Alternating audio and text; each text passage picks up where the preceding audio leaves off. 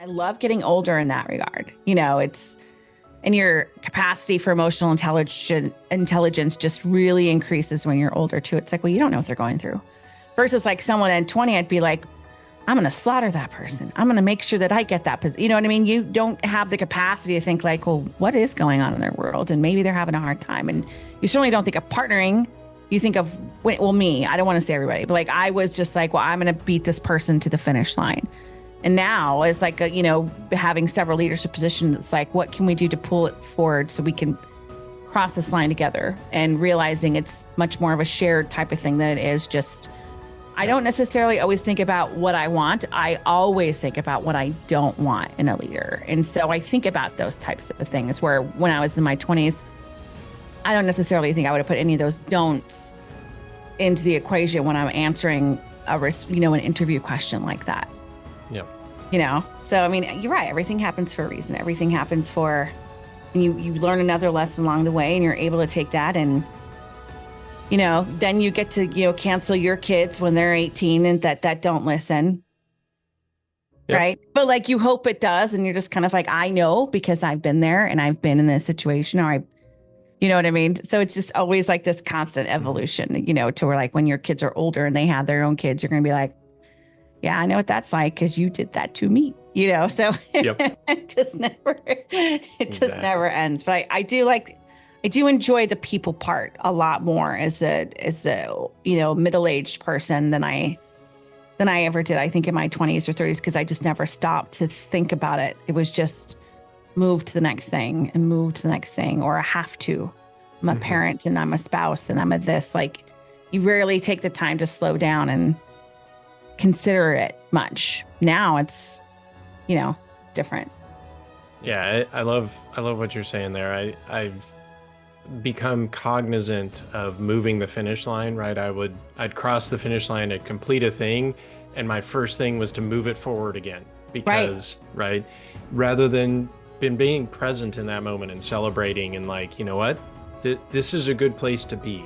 And yes, we need to keep moving forward, but it doesn't have to be right now. Right. And I think kind of a corollary to what you were talking about there too is I have infinitely appreciated the amazing leaders that I've had throughout my career. Yeah. But some that I appreciate as well are the bad ones, because now I know what bad looks like, right? I know, like you're saying, I have this laundry list of things of it. When you ask me what I want a leader to be, I know a couple of the things I want them not to be, because I've had that. And that's almost as powerful as the good leaders, right? I agree. Yep.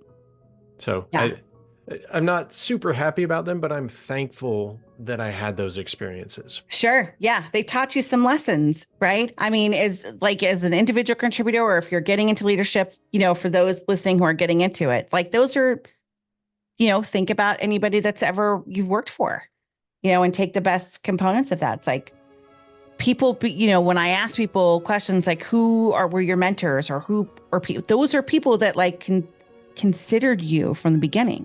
I'm going to bring you with me. Let's do this together. Right. I have no problem adding extra time because I feel you have the potential.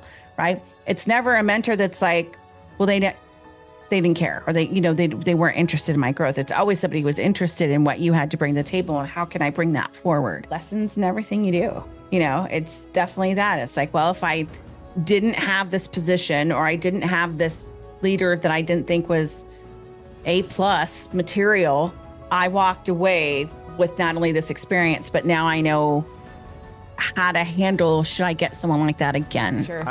I love laughing at myself, like these days. When I was a kid, it certainly wasn't that way. But now, some of the stuff that the Strengths does, like I've got this library of stories that I can tell. And I know it's surprising with somebody with communication that I like to tell stories, but